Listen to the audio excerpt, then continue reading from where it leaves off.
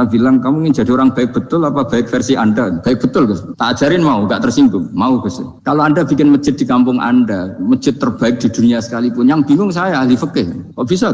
Kan terjadi 2 Jumatan, nanti sahnya yang mana? Kamu enak aja bikin masjid, kamu bikin masalah baru bagi kiai fikih di daerah kamu. Belum nanti orang terus migrasi ke masjid Anda karena lebih baik, koriknya lebih baik. Kamu membunuh masjid yang lebih tua, itu gak sopan sekali, masjid itu sudah lebih tua kamu. Akhirnya mikir, gak usah Gus kalau gitu, sudah apa saja, yang penting perintah jenengan gimana? Al-Farah. Dalam Islam senang itu sudah ibadah.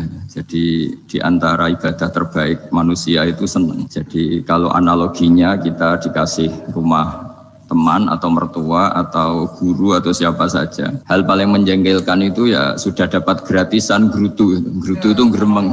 Nah ini kita sudah pakai buminya Allah itu gratis, pakai airnya ya gratis, pakai oksigen ya gratis, kok masih gerutu, itu sudah jadi hamba yang nggak benar itu.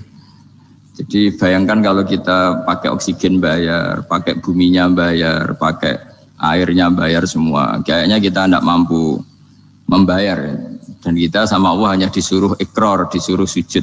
Pentingnya ilmu satu, bahwa itu akan menjadikan satu perilaku. Misalnya begini ya, dulu itu kiai-kiai Jawa zaman dulu itu berpatokan karena dulu pemerintahan Hindia Belanda, seorang lagi masih pemerintahan Hindia Belanda. Itu dalil yang sering diutarakan itu, sebaik-baiknya umara itu yang datang ke ulama, terus sejelek-jeleknya ulama itu yang datang ke umara. Tapi semenjak pemerintahan Indonesia dan kemudian ditandai beberapa tokoh kayak Gus Wahid putra Kiai Hasyim jadi Menteri Agama, ada Gus Wahid putra Kiai Wahab juga jadi Menteri Agama, ada Kiai Fatur Rahman keluarga Mbah Maimun, keluarga Sarang juga pernah jadi Menteri Agama. Kemudian bersamaan dengan itu dibangunlah satu pegangan ilmu. Pegangan ilmu ini penting karena ini yang mengilhami semua orang Islam, terutama ya utamanya ulamanya. Ada seorang ustadz, seorang guru ngaji yang karena melihat rata-rata penguasa itu zalim ya, datang ke Harun Ar-Rasyid. Ini perlu disemak, datang ke Khalifatullah atau Amirul Mukminin Harun Ar-Rasyid. Karena beliau seorang raja, tentu terduga lah, atau ya umumnya atau gimana lah istilahnya, itu ya rata-rata ya agak seenaknya, namanya raja, namanya penguasa. Ini dalam pikiran ustadz itu, tidak mesti dalam fakta. Kemudian si ustadz itu matur, ya Amirul Mukminin, inni nasihun lak famusyaddidun alaika fala tajidanna fi nafsika syai'an. Saya ini mau nasihati Anda, kemudian saya cara nasihati itu keras. Tolong jangan dimasukkan hati. Dia bilang famusyaddidun alaika. Saya nanti kalau nasihati itu keras sekali. Tolong dimaklumi karena ini penting, karena Anda harus dinasihati secara keras. Tapi sebelum nasihat itu diutarakan, kata Harun Ar-Rasyid, karena beliau Bani Abbas dan beliau orang alim, termasuk muridnya Imam Malik. Kata Harun Ar-Rasyid, uskut, kamu diam Ustaz. Inna Allaha ta'ala arsala man huwa khairun minka ila man huwa syarrun minni. Wa ma'adzalika yaqulu Allahu ta'ala faqula lahu qawlan layyinan la'allahu yatadzakkaru aw yakhsha. Jadi ini sekaligus etika dan norma ya bagi semua dai di Indonesia dan semua kita. Wahai Ustadz, kamu diam. Allah Ta'ala itu ngutus orang yang lebih baik ketimbang kamu, yaitu Nabi Musa, ke orang yang lebih jelek ketimbang saya, yaitu ke Fir'aun. Itu saja harus pakai etika faqula lahu qawlan layyinan. Kamu harus ngomong yang halus. Jadi intinya ini Harun Ar-Rasyid komplain. Kamu itu kalau jadi ustadz ngaji kira-kira gitu. Jadi betapa baiknya orang dulu memahami Quran. Jadi Quran itu dibaca, kemudian kita mungkin baca terus jadi cerita, mungkin ada yang baca jadi perilaku, ada yang baca kemudian itu mengilhami, membentuk. Nah kira-kira itulah yang membentuk kiai-kiai alim di NU, di beberapa pesantren maupun orang-orang alim di luar NU. Asal ngajinya dan bacanya seperti kita, pasti seperti itu. Karena cara berpikir tadi sudah. Jadi akhirnya si ustadz tadi keluar dan minta maaf, anta a'lamu minni, ternyata engkau lebih alim ketimbang saya. Jadi kalimat famusyaddidun alaika, saya akan keras cara memberi nasihat, itu yang diket, yang dipotong, yang dibatalkan atau yang diralat oleh Khalifatullah Harun Ar-Rasyid. Yaitu dikatakan Inna wa ta'ala arsalaman huwa khairun minka ila man huwa syarrun minni. Yaitu Allah mengutus orang yang lebih baik ketimbang kamu, yaitu Nabi Musa, ke orang yang lebih jelek ketimbang saya, yaitu Fir'aun. Itu pun harus faqula lahu qaulal layyinan. Cara berdakwah harus dengan kata-kata yang halus, yang lembut, yang indah. Dan dengan kata-kata itu diharapkan la'allahu yatadzakkaru aw yakhsha. Semoga yang didakwai menjadi ingat. Sehingga dengan kemampuan ilmiah seperti ini menjadi pegangan bersama bahwa kita sebagai dai atau sebagai tetangga atau sebagai sama-sama warga Indonesia, bawaan kita memang harus faqula lahu qaulal layyinan la'allahu yatadzakkaru aw yakhsha.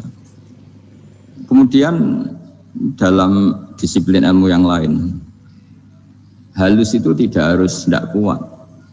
Angin itu ya halus, tapi kalau di manage itu jadi kekuatan yang dahsyat. Begitu juga air dan sebagainya. Sehingga tidak perlu khawatir terus kalau dakwah halus itu tidak punya efek yang signifikan. Tidak juga. Allah Ta'ala itu pengelola angin. Angin itu kekuatannya dahsyat. Sehingga Nabi Sulaiman dikasih kekuatan angin dan bisa terbang kemana-mana. Kemudian sekarang jadi teknologi yang banyak memanfaatkan angin. Mulai rem, mulai apa saja. Sehingga dari cerita saya ini kemudian terus kiai-kiai itu membentuk dakwah termasuk di ekonomi dengan cara yang rileks. Nah, cara rileks itu satu tentu dimulai dengan ilmu. Misalnya begini, saya beri contoh. Ketika ada orang melafadzkan kalimat la ilaha illallah, tiada Tuhan selain Allah. Kemudian kalimat ini mungkin kalau orang NU baca itu rutin ya, karena kiainya kelamaan ya yang ikut sambil tidur ya. Kalau tahlil itu disebut kiai tertentu itu mesti yang belakang wah suwi itu kalau kiai itu lama itu. Nah kiainya juga karena jadi lakon ya kan lebih semangat karena pegang mic. Biasanya gitu di NU itu. Kalau khotib mesti semangat karena yang pegang mic, yang dengerin mesti ngantuk karena monoton itu. Karena yang mendengerin sudah tahu pasti nyuruh baik meninggalkan yang jelek. Jadi ilmunya sudah disimpulkan dulu. Setiap yang tidur di masjid mesti tak tanya kenapa tidur. Ilmunya tidak ada perkembangan, Gus, nyuruh yang baik, meninggalkan yang jelek. Tapi kalau ilmunya agak ada perubahan kan dengar semua pasti nyuruh yang jelek, meninggalkan yang baik. Karena watak manusia itu agak-agak suka fitnah, itu suka geger. Tapi kalau monoton itu mesti enggak itu. Tapi yang menjadi pegangan kita, saya ulang lagi, itu ilmu dulu. Saya ulang lagi itu ilmu dulu. Saya berkali-kali menyontohkan, kalau ada orang kafir, orang yang tidak bersyahadat 70 tahun, kemudian dia bersyahadat sekali saja di akhir hayatnya, itu kata Allah, qulil ladzina kafaru iyantahu yughfar lahum ma qad salaf. Katakan ke mereka yang kafir, jika dia mau bersyahadat, itu masa lalunya diampuni semua. Sehingga kedahsyatan kalimat ini luar biasa. Orang yang kafir 70 tahun saja, barokahnya la ilaha illallah ini, dosanya bisa diampuni semua. Nah kemudian karena ilmu ini tidak begitu populer atau kurang dipopulerkan atau kita sendiri kurang menghayati, sehingga la ilaha illallah itu lebih dianalisis cara lafadz ini, pelafatannya ada sanadnya enggak ya gitu. Terus cara melafatkan bareng-bareng seperti itu ada tumpengan ini bid'ah enggak ya. Jadi pertanyaannya sudah tidak tentang keramatnya atau sakralnya atau fadilahnya la ilaha illallah, tapi sudah macam-macam. Dan cara seperti ini ada hadisnya enggak, legal enggak, terus ada sanadnya enggak.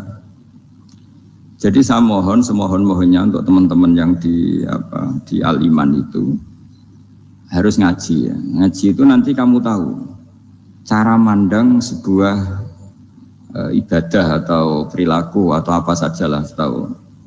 Karena al-ilmu yurisul ahwal, ilmu itu bisa mengilhami cara pandang.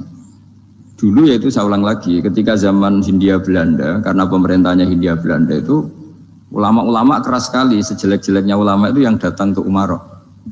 Tapi setelah era Mbah Hashim, era sampai Mbah Maimun, itu mereka peduli sama Umarok, sama semuanya sama-sama warga Indonesia yang ingin melihat Indonesia yang lebih baik. Sehingga banyak ya kakak saya sendiri pernah wakil bupati, terus putra Mbah Maimun wakil gubernur. Ini teman saya Ki Hafid ya bupati. Semenjak itu terus dan itu nggak lepas dari cara pandang. Ya itu cara pandang diantaranya adalah cerita tentang Nabi Musa yang Allah tetap peduli sama Fir'aun. Sehingga tetap didakwai Nabi siapa? Musa. Dan posisi Musa datang bukan memanggil. Ya, cuma kayak sampai sekarang tuh belum pernah ke kantor bupatinya Pak Hafid. Karena kadang-kadang orang terus curiga mengajukan proposal jadi agak repot. Ketemu bupati itu sialnya kiai kan mesti pikirannya orang bupati ini nyangoni, kiai ini disangoni itu. Itu terus kayak kita fakir miskin itu. Jadi makanya saya itu belum pernah datang. Tapi alhamdulillah karena beliau berambisi menjadi wa khairul umara mayatuna babal ulama. Jadi datang tapi sangat ambisius ingin mengalahkan ulama karena dia kalau datang statusnya lebih tinggi. Ya tidak apa-apa, ini tawaduk tapi niatnya agak begitu tawaduk. Jadi datang. Jadi saya sering ke Jakarta tapi ya tadi jarang ya. Biasanya ngajarkan waktu hanya pas saja, tidak kurang tidak lebih. Biasanya ngajar di pondoknya Pak Kures itu di Baitul Quran ya. Hanya ngajar santri-santri itu. Nah, jadi pemahaman Quran dulu itu kata Imam Ghazali itu membaca Quran itu membaca bukan bercerita. Kalau kamu membaca seperti ini, kunta qori'an, kamu pembaca. Pembaca itu yang mengambil pelajaran. Tapi kalau kamu hanya cerita, itu namanya kunta hakian. Sebenarnya Anda tidak membaca Quran, tukang cerita. Misalnya tadi, cerita Nabi Musa datang ke Fir'aun. Itu kalau kamu hanya cerita, wah dulu itu ada orang namanya Fir'aun, didakwai Nabi yang namanya Musa. Ya namanya tukang cerita. Kalau kamu pembaca tidak gitu. Betapa baiknya Allah, orang sengawur Fir'aun saja inginnya Allah masih ingin diselamatkan dengan mengutus Nabi Musa kekasihnya. Itu namanya kunta qori'an, kamu pembaca betul, bukan kunta hakian, kamu tukang cerita. Begitu juga seterusnya tentang Quran ayat-ayat seterusnya. Sehingga yang diharapkan dari pembacaan Quran itu memang kita sebagai ahli baca, ahli mu'tabir ya, ahli yang ngambil pelajaran, bukan tukang apa? Cerita. Sehingga dulu ketika Sayyidina Umar radhiyallahu anhu ketika membuka Baitul Maqdis atau Baitul Muqaddas dan diajak syukuran, pesta-pesta makan itu. Beliau enggak mau.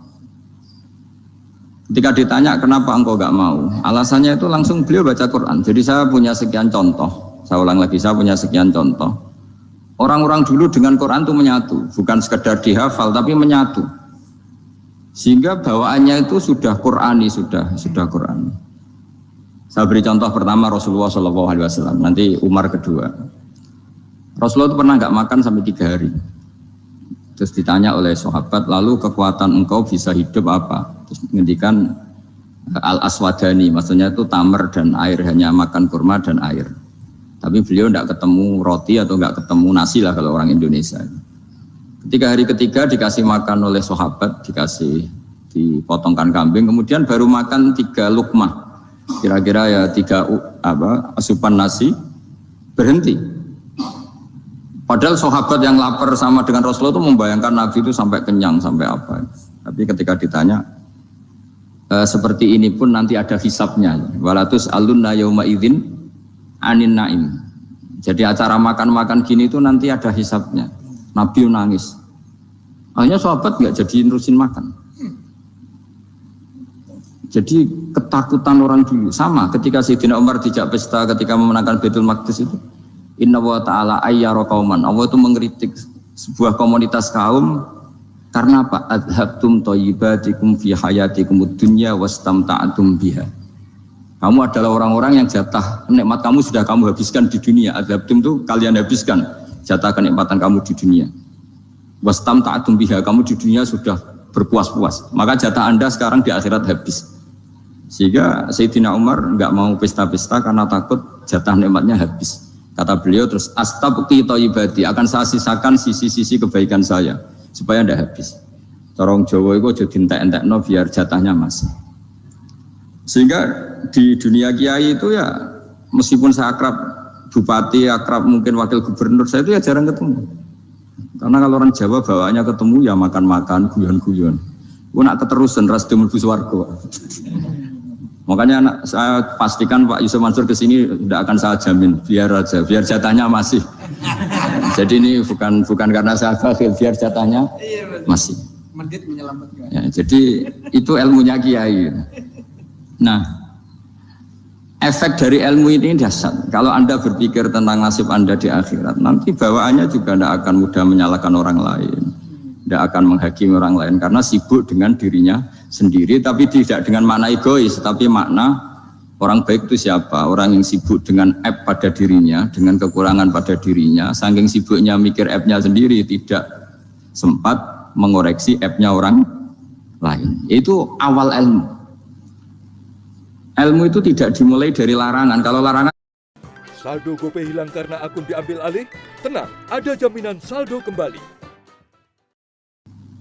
Ilmu itu tidak dimulai dari larangan. Kalau larangan karuan, tidak termasuk ahli surga, orang yang suka mengadu domba, tidak termasuk orang baik yang cari kesalahan orang lain. Itu namanya pelarangan. Tapi ilmu itu di atas nahi, di atas pelarangan itu. Kamu punya kesadaran bahwa kamu itu yang penting selamat dulu, jangan memikirkan orang lain. Dengan makna bukan egois, tapi dengan makna supaya tidak menyalahkan orang lain. Nah, saya termasuk, ya boleh dikatakan kiai lah, yang paling fanatik bahwa semuanya itu harus dimulai dari ilmu. Ya saya ulang lagi, dimulai dari ilmu. Nah, dari sini kemudian saya berharap Indonesia menjadi damai, menjadi baik. Itu bukan karena kita baik-baik banget, ya tidak mungkin kita ada nabi, tapi karena sudah sibuk dengan memikirkan kesalahan diri sendiri. Sehingga misalnya kita baca Quran, Rabbana dzalamna anfusana, lalu kita langsung ingat betapa hubungan kita dengan Allah itu harus ikrar dulu, merasa zalim dulu, merasa salah dulu.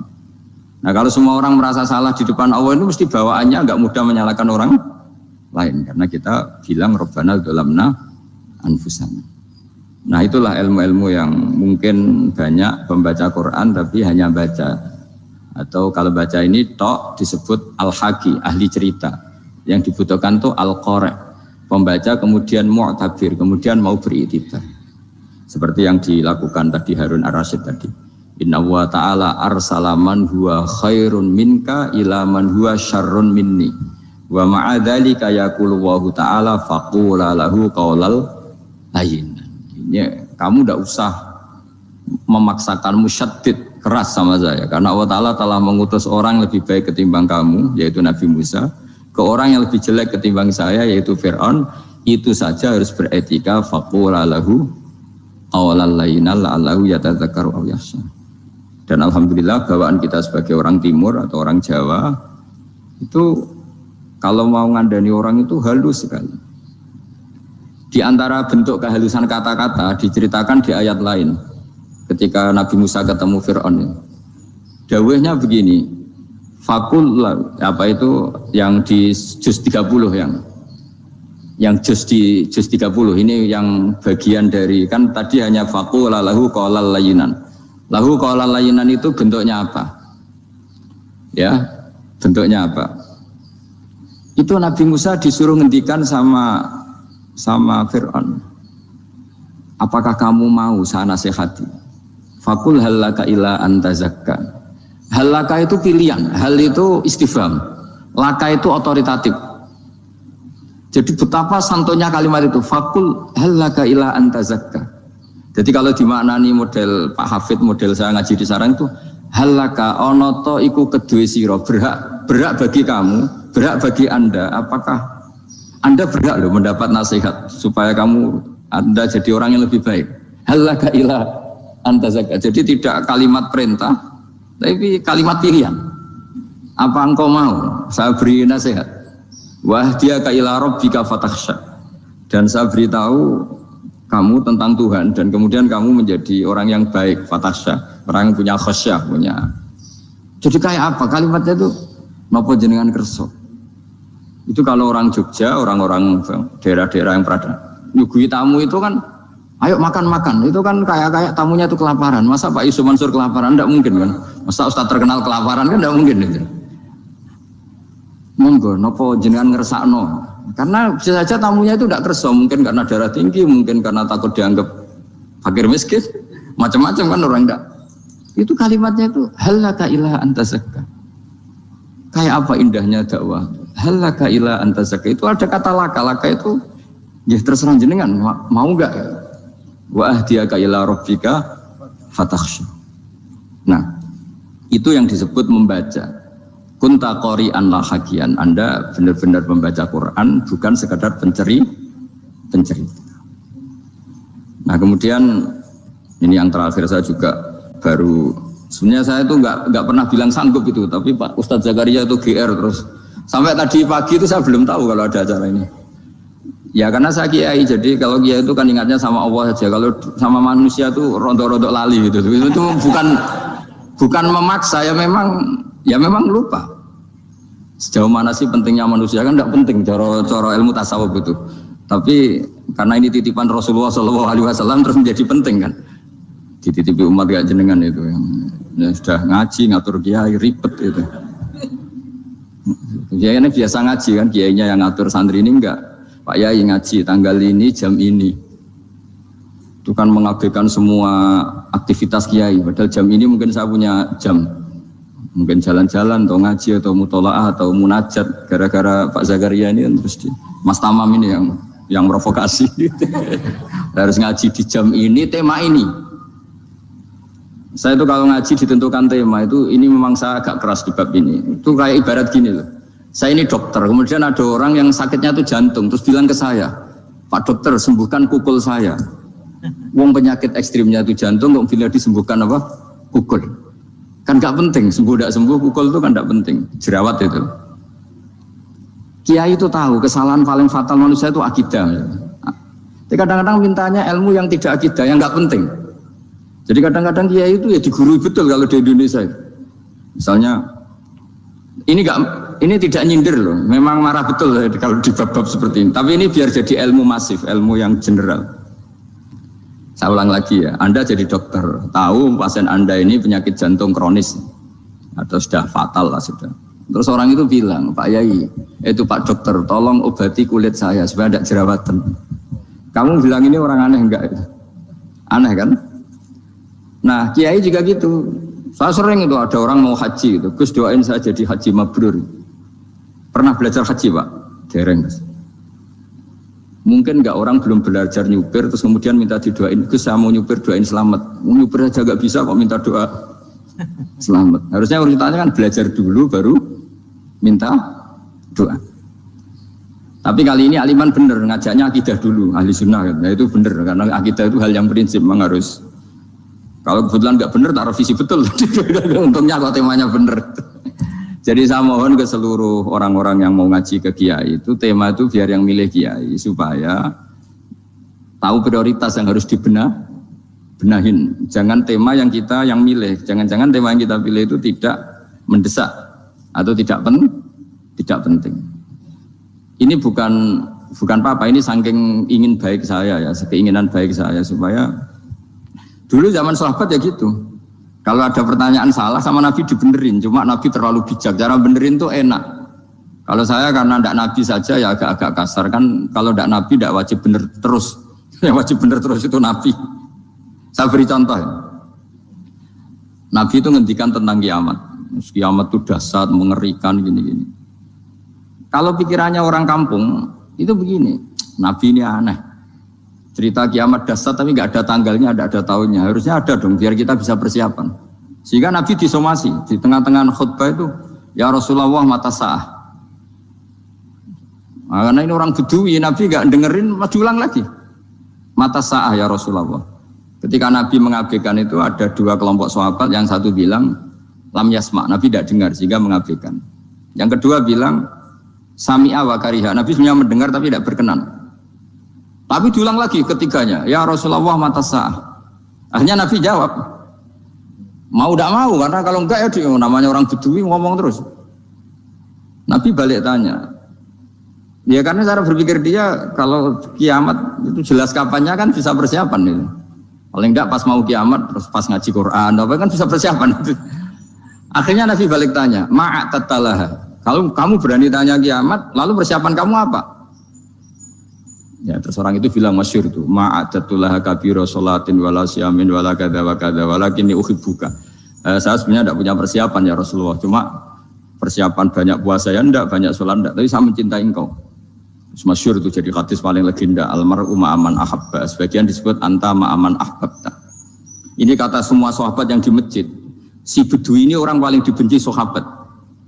karena mengganggu Nabi saat khutbah. Tapi akhirnya ini menjadi orang paling dicintai sahabat karena barokahnya itu hadis itu keluar secara terbuka. Almar'u ma'aman ahabba. Sebagian riwayat yukhsyarul mar'u ma'aman ahabba. Nanti orang akan sowan sama Allah bersama orang yang mereka cinta. Itu sahabat-sahabat fama farihu ba'dal Islam farahahum bihadal hadis. Mereka tidak pernah senang setelah masuk Islam sesenang hadis ini. Karena kita tidak perlu soleh-soleh banget, cukup nyintai orang apa? Soleh gitu. Makanya saya sekali bilang itu ya, kadang-kadang saya jadi orang alim itu ya rugi. Ruginya tadi. Misalnya untuk menjadi orang alim kan harus hafal Quran, ngaji Bukhari, Muslim, Ikhya. Ternyata pengumuman kedua orang nggak bisa apa-apa. Gelombang kedua para pecinta, waduh, itu kan repot. Jadi kita yang jadi orang alim susahnya bukan main. Ternyata disaingi pengumuman kedua dan para pecintanya. Wah itu kan. Akhirnya ketemu orang-orang nggak jelas tadi itu. Nah itu ya termasuk farah dalam Islam, farhatul aibin. Jadi senang itu di Islam itu ibadah. Ya kul bi fadlillah wa bi rahmati fa bidzalika falyafrahu. Senang itu diperintahkan Allah. Saya itu sering di kamar, kadang itu nyun sewu kayak gatelan gitu, apa itu. Ya agak kukur-kukur terus merengut saja malu. Malu saya itu dilihat Allah kok kayak agak ridho itu malu. Ya kayak tadi lah, kamu dikasih rumah gratis, kemudian pas yang ngasih datang kamu kelihatan cemberut, itu yang ngasih kan mangkel. Jadi dikasih gratis masih cemberut. Sama hubungan kita dengan Allah itu semuanya dikasih gratis. Makanya tabassum, senyum itu ibadah. Kita yang nekuni ilmu hadis, betapa hebatnya Nabi ngendikan, kalau kamu tidak bisa ibadah yang berat-berat, cukup ibadah senyum. Kadang ngendikan tol qati wajhin, kamu cukup berwajah yang indah, yang menyenangkan. Tabassum, senyum. Kalau kamu tidak bisa membalas jasanya orang yang ngasih, minimal kamu senyum, lihat minimal kamu kelihatan senang gitu. Makanya senang itu sudah ibadah. Dan sekarang orang untuk senang aja susah. Karena bawaannya nuntut orang lain supaya kayak keinginan dia, bawaannya nuntut, ya ribet. Kalau gitu ya ribet. Makanya saya bilang al ilmu yurisul ahwal. Ilmu itu diperkuat. Nanti yurisul ahwal, ilmu itu akan membentuk Anda. Dulu beberapa raja itu ya mau luhur karena jadi raja, punya apa saja. Tapi punya penasihat ulama, itu ya nasihat itu sederhana. Ada seorang raja tanya ke kiai, gimana dengan semua kerajaan saya? Wah, padahal dia punya apa saja. Jenengan miskin sekali, itu kerajaan seluas ini. Kok bisa aja? Terus ditanya sama si ulama tadi, andaikan Anda di padang pasir, kemudian kalau tidak minum segelas air itu mati, apakah Anda akan membeli segelas air ini dengan semua kerajaan Anda? Oh iya, pasti apapun saya lakukan untuk mendapat satu gelas air. Bimulkin la yusawi syarbatama, tidak jadi raja bisa hidup. Tapi kalau nggak minum air, mati. Berarti penting satu gelas air. Akhirnya lama-kelamaan ini anggap kerajaan itu biasa, ternyata nggak sepenting segelas air. Ya seperti kita lah, misalnya orang nggak punya alpat itu tidak malu. Tapi kalau nggak punya celana itu malu. Kamu mau punya alpat tapi nggak punya celana? Kan nggak mau. Yaitu ilmu itu yurisul akhwal. Ilmu akan melahirkan satu perilaku. Jadi kalau ilmu Anda mantap, pasti syukurnya juga mantap gitu. Ya makanya saya termasuk kiai yang selalu mendorong pentingnya ilmu. Bahkan kata Sufyan Ats-Tsauri ngendikan saking pentingnya ilmu ada kata fa'lam annahu la ilaha illallah, dimulai kata fa'lam. Dan saking pentingnya ilmu itu setiap nabi itu status permanennya itu hanya satu, mengajar. Rabbana wab'ats fihim rasulam minhum yatlu 'alaihim ayatik, membacakan ayat-ayat Allah sampai wa yu'allimuhumul kitab, mengajarkan kitab wal hikmah. Bahkan Allah sendiri wasofa dzatahul 'aliyah bi annahu al-muallim. Yaitu Allah ngendikan Ar-Rahmanu 'allamal Qur'an. Jadi betapa hebatnya pengajar. Allah sendiri mensifati dirinya itu Ar-Rahmanu 'allamal Qur'an. Allah itu Maha Rahman yang mengajarkan Quran. Di surat Iqra juga disebutkan Iqra wa rabbukal akram alladzi 'allama bil qalam. Jadi Allah mensifati dirinya sebagai pengajar. Kayak apa pentingnya mengajar? Karena al-ilmu yurid satu sikap. Pernah ada orang hartanya itu habis karena ngobati ibunya. Terus datang ke saya, dia sumpek karena hartanya habis ngobati ibunya. Terus dia bilang, Gus, saya ini sekarang sudah miskin karena ibu saya sakit dan harta saya habis untuk ngobati ibu saya. Terus tak guyoni sama saya. Kon kepen pinter apa kepen goblok? Kepen pinter Gus. Ingin pinter apa ingin goblok? Katanya ingin pinter. Kalau ingin pinter bahasanya jangan gitu. Harta kamu tuh masih di akhirat karena habis untuk ngobati ibu. Bayangkan kalau habis untuk maksiat tuh habis betul. Terus dia mulai syukur. Alhamdulillah Gus. Harta saya habis secara heroik karena untuk mengobati apa ibu. Sudah pinter dia. Akhirnya miskin sampai sekarang ya tetap pede saja karena masih punya tabungan di akhirat. Dan itu saya terinspirasi oleh ilmu juga. Jadi dulu Sayyidah Aisyah itu pernah nyimpan sepotong daging kambing, disimpan untuk dimakan beliau, karena beliau mau iftar ya, mau buka atau apa. Singkat cerita, karena bawaan keluarga Nabi itu sakhok, ada orang minta dikasihkan. Suatu saat akhirnya kan habis, terus Nabi tanya, yang daging tadi di mana? Habis. Terus Nabi cara menjelaskan tuh indah sekali. Harta kamu itu baju yang kamu pakai, nanti ya rusak. Yang kamu makan, nanti ya ke WC. Wa tasaddaqta fa abqaita. Memang di semua riwayat itu pakai dhamir mukhatab mudzakkar. Meskipun asal-usul riwayat itu untuk Sayyidah Aisyah, karena untuk umum.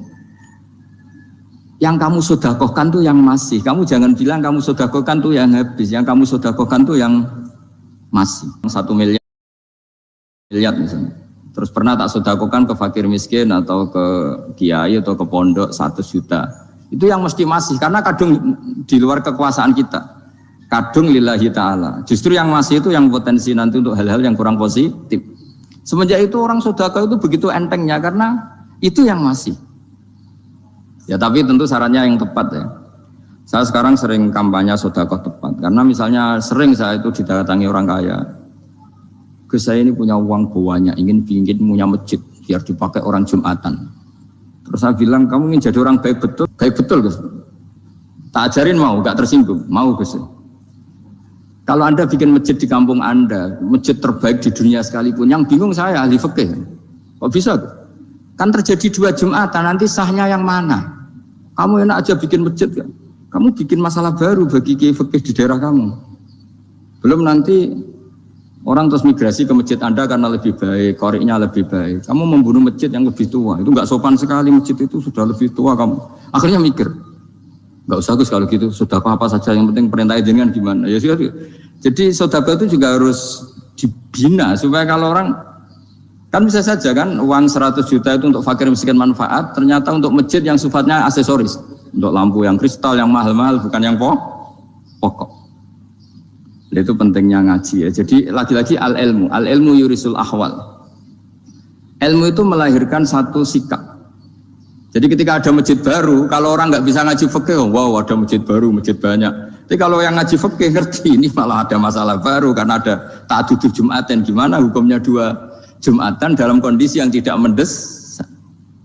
Makanya sekarang saya baru kampanye itu. Dulu itu kalau ada masjid banyak itu kan faktornya beda ormas, beda pemahaman atau agak jauh, masih hukum sosial atau bawaan kondisi. Misalnya di dekat UGM itu ada masjid kampung pertama, bawaan masjid karena ada kantor besar, atau bawaan ada pabrik besar, atau ada sekolahan besar. Tapi sekarang itu ada pertanyaan baru, ada masjid baru karena ada orang kaya ingin bikin masjid. Itu gimana itu hukum? Nah, tapi kalau orang nggak nekuni fikih itu ya langsung wah bagus untuk bangun masjid. Bagus piye gene sing kangelan memfikihkan tadi. Nah itu ilmu. Jadi kalau yang tidak nekuni fikih itu ya tidak tersiksa, tapi yang nekuni fikih itu pasti tersiksa karena seperti itu tadi. Ya jadi saya mohon di antara cara kita dakwah secara damai itu dimulai dari Rabbana Zolamna Anfusana. Itu dipakai Nabi, di redaksinya diganti dengan makna supaya kita per individu matur Allah apa ini zulam tu nafsi zulman kabiron katsiran. Nah bawaannya orang mengaku zalim, mengaku salah itu kan sudah tidak sempat mikir salahnya orang apa lain. Dan dari sini kemudian dia jadi orang yang tawadhu, yang ubudiyah, yang macam-macam. Sehingga Nabi itu bukan dianggap ya, pasti penjelas terbaik. Terus Allah meredaksikan wa ma tuqaddimu li anfusikum min khairin tajiduhu indallah. Apa saja kebaikan yang kamu sudah berikan untuk Allah sampai akhirat itu ya pasti kamu temukan di akhirat. Terus yang terakhir saya beri contoh orang peminta-minta, sa'il. Itu Sayyid Ali Zainal Abidin kalau ada orang minta-minta terus dikasih, misalnya dikasih ya 100.000 atau 50.000 atau 10.000 sesuai kemampuan yang memberi, itu marhaban biman hamala zadi ilal akhirah. Saya terima kasih ya, gara-gara kamu minta uang saya jelas sudah sampai akhirat. Coba kalau di rumah bisa aja untuk hal yang tidak positif. Jadi bawaannya itu cara pandang itu rubah. Jadi sebenarnya kalau kita ngasih uang di masjid, ngasih kiai atau ngasih fakir miskin, ya uang itu yang masih, bukan yang habis. Itu watasodak kata fa'abqaita, yang kamu berikan itu hakikatnya yang masih.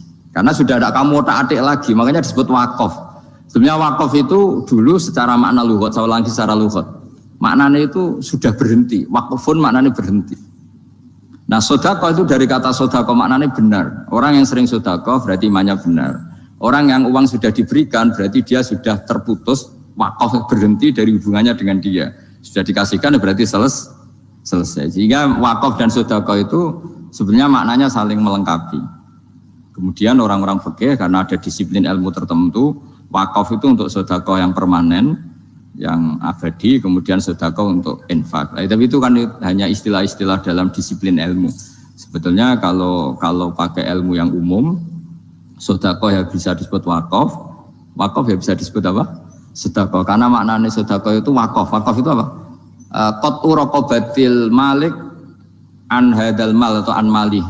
Hubungan pemilik harta ini terputus dari harta itu. Jadi misalnya saya sudah wakaf tanah ini ke masjid, sudah diterima. Buat saya kepikiran gadekan atau menjual sudah tidak bisa, sudah berhenti di situ saja hubungan saya dengan kepemilikan harta itu.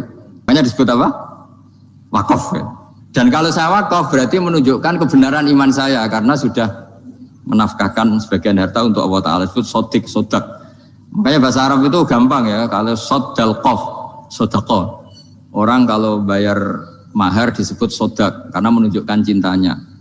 Teman yang setia disebut sodik karena ya benar dalam berteman. Abu Bakar disebut as-siddiq karena sangat membenarkan kanjeng Nabi dan seterusnya dan seterusnya. Ya jadi semoga ayat tadi, dan saya mohon maaf karena ya memang saya kalau ngaji ya alami seperti ini, tapi insya Allah barokahnya alami itu menjadi ikhlas, tidak tasonnu, tidak riya.